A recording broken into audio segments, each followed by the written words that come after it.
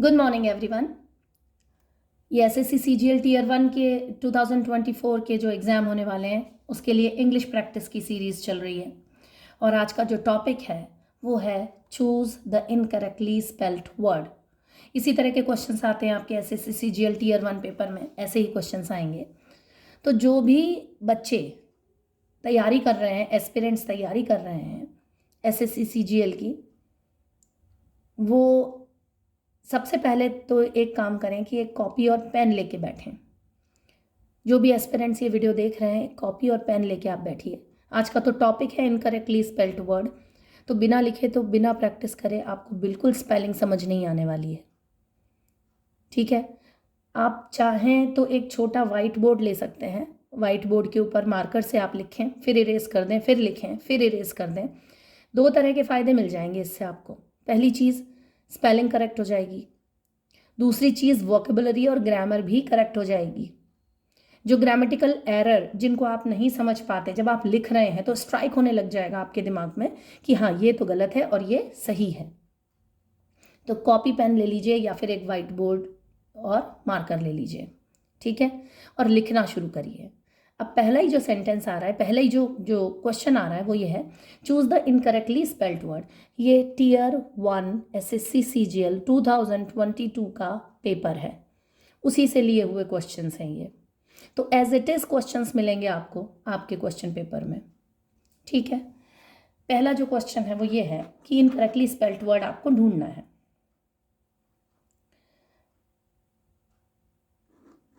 पहला वर्ड, जो पहले क्वेश्चन में जो वर्ड्स लिखे हुए हैं, दैट इज इरिटेटिंग।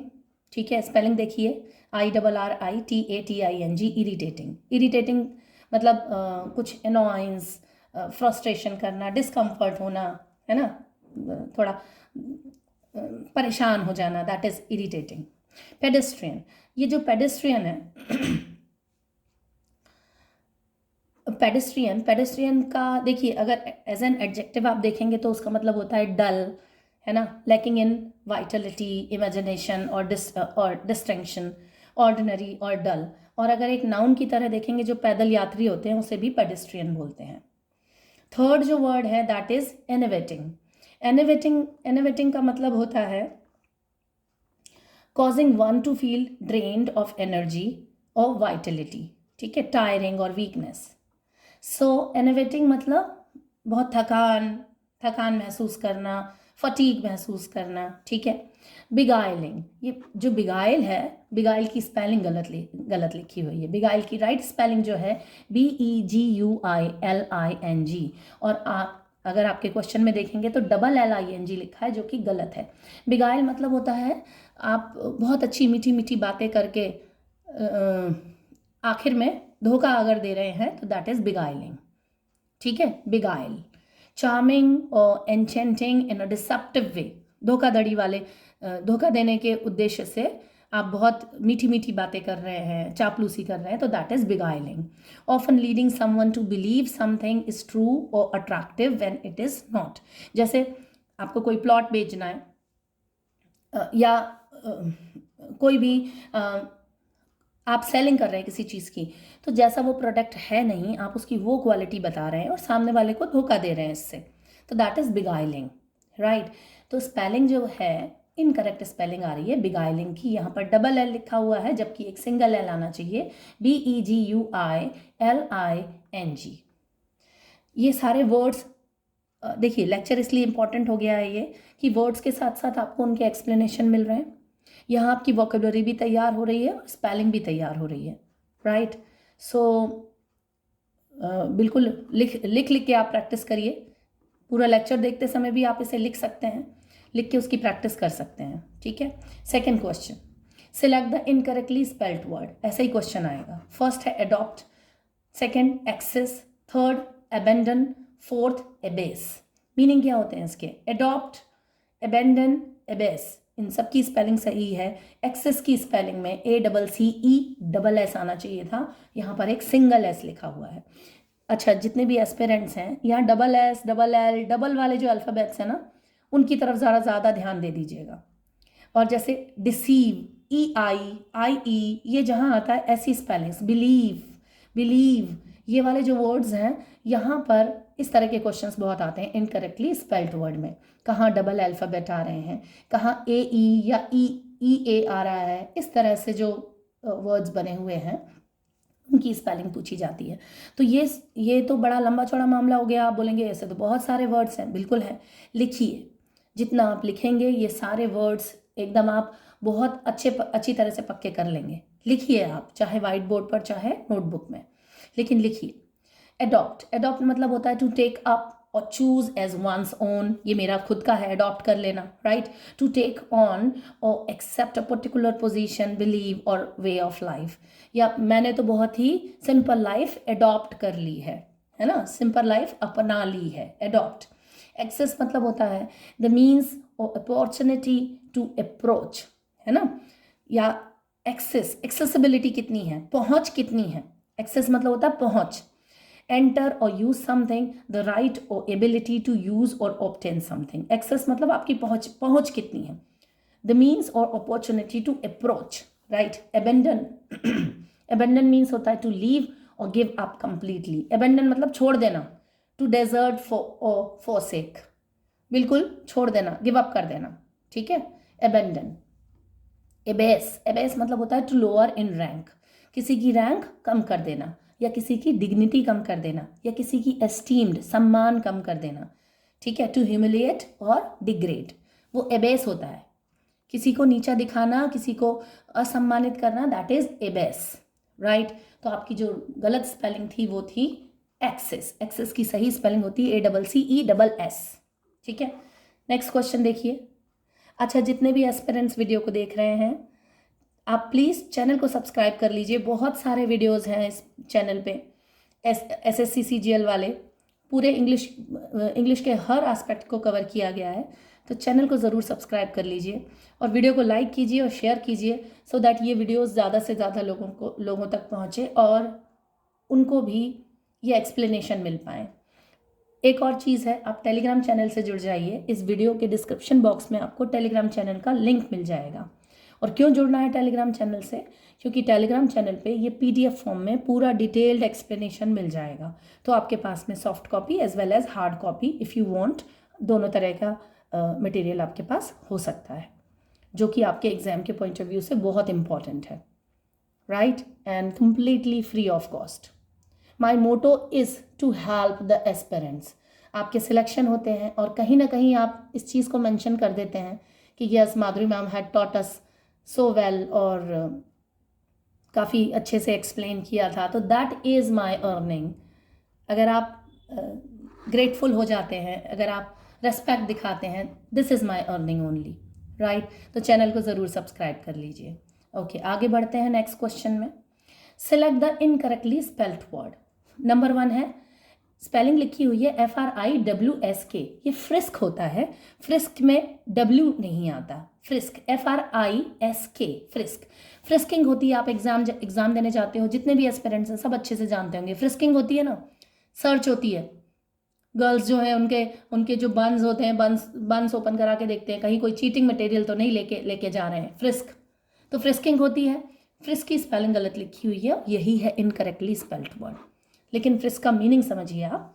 फ्रिस्क मतलब होता है सर्च। एग्जाम्पल देखिए, he raised his arms to permit the officer to frisk him.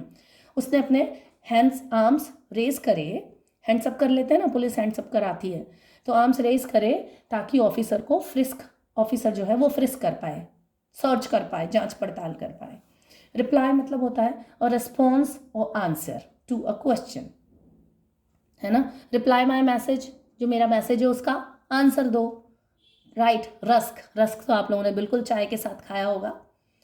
Rusk advertisement भी आते रहते हैं TV में, सो आप उससे भी समझ सकते हैं। रस्क एक बेक्ड ब्रेड होती है, या बिस्किट टाइप से आप कह सकते हैं। ड्राई और दोनों तरफ से सिकी हुई एक ब्रेड होती है, उसे रस्क बोलते हैं। थर्ड है फॉलिएज। फॉलिएज मतलब होता है the leaves of a plant और tree collectively, the greenery on tree and plants. Tree या प्लांट्स के ऊपर जो ग्रीनरी होती है ना, उसे फॉलिएज बोलते हैं। मतलब कितनी अच्छी फॉलिएज है इस ट्री पर, कितना अच्छा ग्रीनरी है यहाँ, उसे फॉलिएज बोलते हैं, जिसकी स्पेलिंग बिल्कुल करेक्ट है, FOLIAGE, foliage, right. Next question आ रहा है, इनकरेक्टली स्पेल्ड वर्ड आपको देखना है। Next is select the incorrectly spelled word. Number 1, justice, justice, JUSTICE। अब यहाँ पर दोनों में ही स का प्रोनाउंसिएशन आ रहा है, जस्टिस, लेकिन सेकंड वाले में जो स है वो C से बना हुआ है, फर्स्ट में जो स है वो S से बना हुआ है, जस्टिस। अब आप अगर लिखेंगे नहीं तो आपको प्रोनाउंसिएशन के थ्रू या जो फोनेटिक्स हैं उनके समझने के थ्रू इतना नहीं समझ आएगा, और स्पेशली हिंदी मीडियम वाले बच्चों के साथ ये प्रॉब्लम ज़रूर रहती है, ठीक है। तो जस्टिस आप लिख कर प्रैक्टिस करिए। SSC CGL एक बहुत अच्छा एग्ज़ाम है, आप पास करते हैं तो आपको बहुत ही फैसिनेटिंग जॉब्स मिल सकते हैं, आपका जॉब प्रोफाइल बहुत अच्छा होता है, एक रेस्पेक्टेड जॉब है ये जो, और इंग्लिश SSC CGL के Tier 1 और Tier 2 में एक बहुत ही मेजर रोल प्ले करती है। तो वोकेबुलरी बढ़ाने का सबसे अच्छा तरीका है, सबसे बेस्ट तरीका है, आप लिखिए, बार बार लिखिए, बार बार आप प्रैक्टिस करिए। Practice makes a man perfect. तो जितनी आप प्रैक्टिस करेंगे उतना परफेक्शन आएगा, और आपको धीरे धीरे आपके ग्रिप में आने लगेंगे, अच्छा ये तो मुझे आता है, इसका मीनिंग तो मुझे पता है, इसका एंटोनिम पता है, सिनोनिम पता है, और ग्रामर अपने आप सही होती जाएगी। वैसे ग्रामर ठीक करने के लिए खास तौर से कॉम्पोजिशन जो है, आई एम गोना स्टार्ट, एक कॉम्बो है हिस्ट्री और इंग्लिश का। So soon I will start this. History का कॉम्पोजिशन है, कॉम्प्रिहेंशन है, जिसको हम इंग्लिश के तौर पर यूज़ करेंगे। वैसे भी आपके कॉम्प्रिहेंशन जो है वो हिस्ट्री, ज्योग्राफी या करंट जी के ऐसे ही पैराग्राफ से आते हैं, एडिटोरियल से आ जाते हैं, राइट। NCERT बुक से तो भरे हुए हैं एकदम, कॉम्प्रिहेंशन में NCERT बहुत सारे भरा हुआ है। आप इंग्लिश की NCERT पढ़ सकते हैं 11th 12th की, उससे कॉम्प्रिहेंशन। हिस्ट्री ज्योग्राफी अगर यहाँ से पढ़ते हैं तो आपका हिस्ट्री भी पक्का होता है, मतलब GS का पक्का होता रहता है, और साथ में इंग्लिश भी कवर होता है। तो soon I will start this kind of combo lectures में, दोनों सब्जेक्ट्स का जो कॉम्बिनेशन है, ऐसे कॉम्बिनेशन के साथ में भी आपको लेक्चर मिल जाएंगे। सो बहुत ज़रूरी है, चैनल से जुड़ जाइए, सब्सक्राइब कर लीजिए, राइट। ओके, नेक्स्ट क्वेश्चन देखते हैं। Select the incorrectly spelled word. यहाँ जस्टिस फर्स्ट लिखा है, जस्टिस, देन जज, ये जज की स्पेलिंग है जो कि गलत है। अटॉर्नी, और फोर्थ वन लॉयर। पहले मीनिंग देखते हैं हम लोग इसके। अच्छा, लुक, जस्टिस न्याय क्या है, जज जो न्याय देता है वो जज है। अटॉर्नी एक ऑफिसर होता है, लॉयर एक वकील होता है। जज की स्पेलिंग गलत है, JUDGE, right. So this spelling, यहाँ पर जो रॉन्ग स्पेलिंग है वो जज की स्पेलिंग रॉन्ग है, right. Next, identify the incorrectly spelled word in the given sentence. एक सेंटेंस है उसमें एक इनकरेक्टली वर्ड दिया हुआ है, इनकरेक्टली स्पेल्ड वर्ड।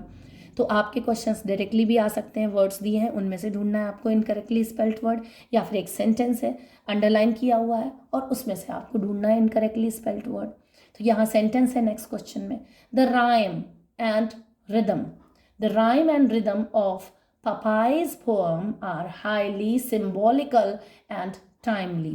एक तारीफ हो रही है यहाँ पर पपाइज की पोअम में कि उसका जो राइम और रिदम है, उसकी जो लय और ताल है वो हाईली सिंबॉलिक एंड टाइमली है, बहुत ज़्यादा सिंबॉलिक, वो सिंबल्स का दिखाती है, और टाइमली है, मतलब बहुत परफेक्ट लिखा है उसने, अच्छा लिखा है। राइम की स्पेलिंग RHIME होता है, यहाँ पर IME लिखा है और यही स्पेलिंग गलत है। टाइमली बिल्कुल सही है। रिदम की स्पेलिंग एकदम सही है, RHYTHM, रिदम, THAM नहीं होता वो, RHYTHM, रिदम। और सिंबॉलिकल की स्पेलिंग भी एकदम सही है, ठीक है। तो राइम की स्पेलिंग यहाँ गलत है, राइट। नेक्स्ट क्वेश्चन देखिए, select the sentence that contains no spelling error. ऐसे भी क्वेश्चंस आ जाएंगे जहाँ पर सेंटेंस दिया हुआ है लेकिन एक सेंटेंस में स्पेलिंग एरर दी नहीं है, बाकी में स्पेलिंग एरर है। तो अलग अलग तरह की स्पेलिंग दी हुई है जो गलत है, लेकिन एक स्पेलिंग सही है, वो आपको ढूंढना है। फर्स्ट सेंटेंस में देखिए, ये हिस्टोरिकली का ही दिया हुआ है, हिस्टोरिकली स्पेलिंग ही हमें देखनी है। फर्स्ट स्पेलिंग में HYSTERICALLI गलत है। दूसरे सेंटेंस में HYSTERICALY गलत है। थर्ड सेंटेंस में HYSTEERICALLY ये भी गलत है। सही स्पेलिंग होगी डबल एल तो आएगा लेकिन डबल टी नहीं आएगा। तो right spelling would be HYSTERICALLY hysterically, right. तो स्पेलिंग जो सेंटेंस सही निकलेगा वो नंबर 4 सेंटेंस आपका सही सेंटेंस है, right. Now the next one is, next one, select the incorrectly spelled word. Delight दिया हुआ है, स्ट्राइफ दिया हुआ है, फ्राइट है और नाइट है। अब आप देखिए डिलाइट, डिलाइट की स्पेलिंग एकदम सही है, राइट। स्ट्राइफ, स्ट्राइफ की स्पेलिंग यहाँ पर गलत लिखी हुई है। स्ट्राइफ की स्पेलिंग है STRIPHE लिखी हुई है जो कि गलत है। स्ट्राइफ की स्पेलिंग होती है STRIFE और इसका मतलब होता है कॉन्फ्लिक्ट या फ्रिक्शन या डिस्कॉर्ड, असहमति, कोई झगड़ा, है ना। दोनों के विचार सहमत नहीं है, कोई भी दो ग्रुप हैं उनके विचार सहमत नहीं है, दैट इज स्ट्राइफ। फ्राइट मतलब होता है टेरर, हॉरर या अलार्म, पैनिक। नाइट KNIGHT, एक होता है NIGHT नाइट, मतलब होता है रात। KNIGHT भी बिल्कुल सही वर्ड है, इसका प्रोनाउंसिएशन भी नाइट ही होता है, लेकिन जो मीनिंग होता है पुराने टाइम में, एंशियंट टाइम में जो किंग्स होते थे, खासतौर से यूरोपियन, जो यूरोपियन कंट्रीज़ हैं, फ्रांस है, स्पेन है, 14th और 15th सेंचुरी की अगर हम बात करें तो वो अपने साथ में कुछ सोल्जर्स रखते थे जो ट्रेंड होते थे, राइट। बहुत ब्रेव होते थे वो लोग, हमेशा किंग को सपोर्ट करते थे। और ऐसे जो ऑफिसर्स थे सोल्जर्स के, जो पूरा सेना को देखते थे, उन्हें नाइट बोलते थे। उसकी स्पेलिंग है KNIGHT, नाइट, ठीक है। घुड़सवार ऑफिसर्स होते थे, उनको हम नाइट बोलते थे, ठीक है। ओके, आगे हम लोग देखते हैं इनकरेक्टली स्पेल्ड वर्ड। पहला लिखा हुआ है, अगेन जो नेक्स्ट क्वेश्चन है, फर्स्ट उसमें है innocence, second governance, third enforcement and fourth insufficient. Innocence की स्पेलिंग गलत है। आपको जो एग्जाम पेपर में दी हुई है वो है INNOCENSE, जबकि यहाँ CE होना चाहिए था। INNOCENCE, इनोसेंस, इसका मतलब होता है क्लियर हैंड्स, मतलब मासूमियत, भोलापन, राइट। इनोसेंस। गवर्नेंस, गवर्नेंस मतलब जो गवर्नमेंट जैसा गवर्न करती है, दैट इज गवर्नेंस।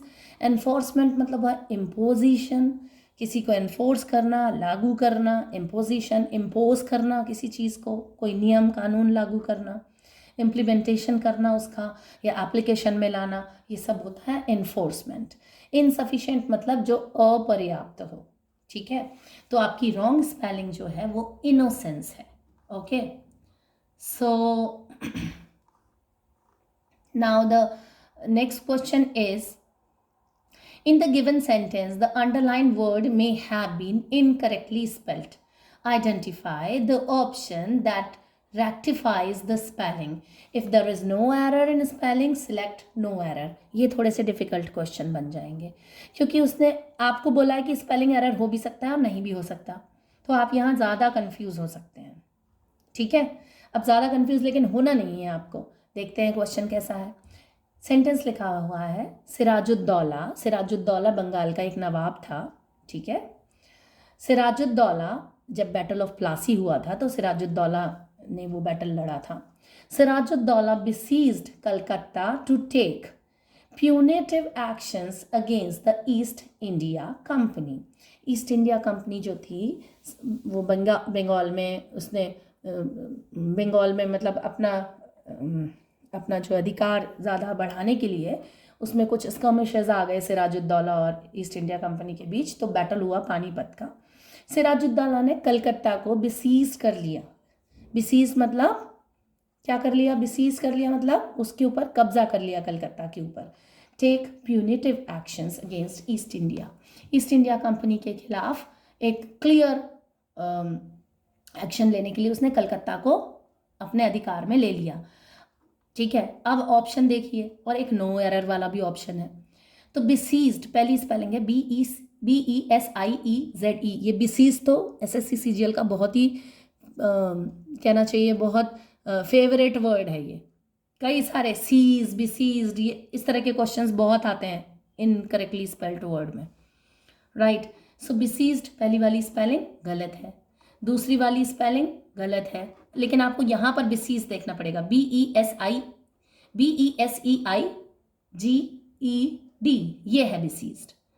बिसीज्ड तो BESEIGED, बिसीज्ड की स्पेलिंग होती है BESIEGED।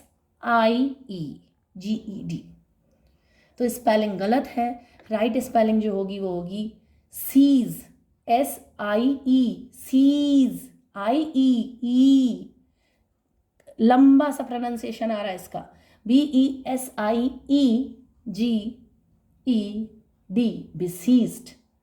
ठीक है, स्पेलिंग एरर है यहाँ पर और बिसीज्ड में है, राइट स्पेलिंग है BESIEGED। इसका मतलब होता है ले सीज टू या बिलीगर और ब्लॉकेड, सराउंड, शट ऑफ, मतलब उस पर कब्जा कर लिया। नो एरर ऑप्शन नहीं आएगा, राइट ऑप्शन है besieged, right. So these are some questions जो आज के लेक्चर के लिए हम लोग डिस्कस कर रहे हैं। ज़्यादा से ज़्यादा टाइम में आप लिख कर प्रैक्टिस करिए, चाहे वो वोकेबुलरी हो, चाहे वो ग्रामर हो, चाहे वो कॉम्प्रिहेंशन हो, आप लिखिए। एक रफ नोटबुक बना लीजिए। फेयर में आपके जो नोट्स हैं 2 नोटबुक बना लीजिए।